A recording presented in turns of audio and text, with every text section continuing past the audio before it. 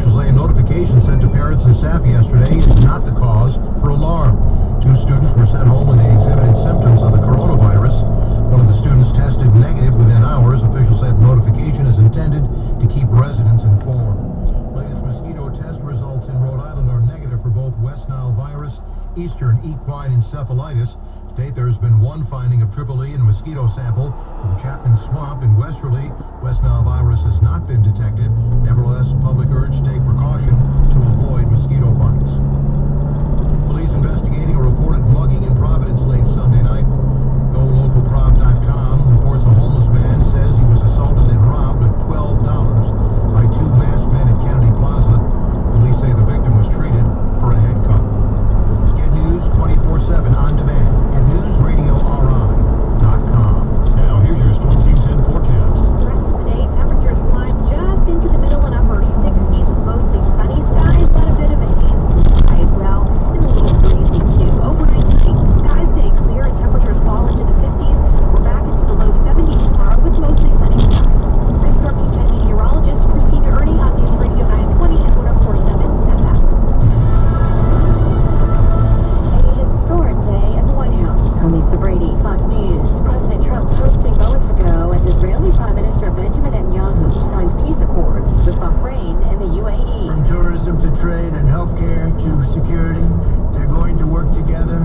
They are friends. With an eye toward more deals as a possible path to bring Palestinian leaders to the table, but so far they have condemned the agreement as a betrayal of the broader push for a Palestinian state.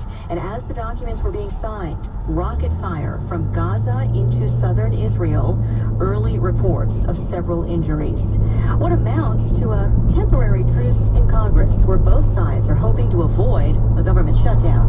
Fox's Jared Halpern is live on Capitol Hill. House Democrats are expected to move forward in a short-term spending bill next week. Legislation needed to prevent a government shutdown at the end of the month.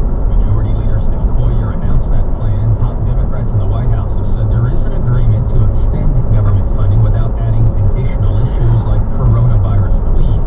Fox remains stalled on another round of COVID-related stimulus spending. Democrats and Republicans far off on the size and scope of both packages required. Lisa. Jared's slow-moving Hurricane Sally is creeping toward the Gulf Coast,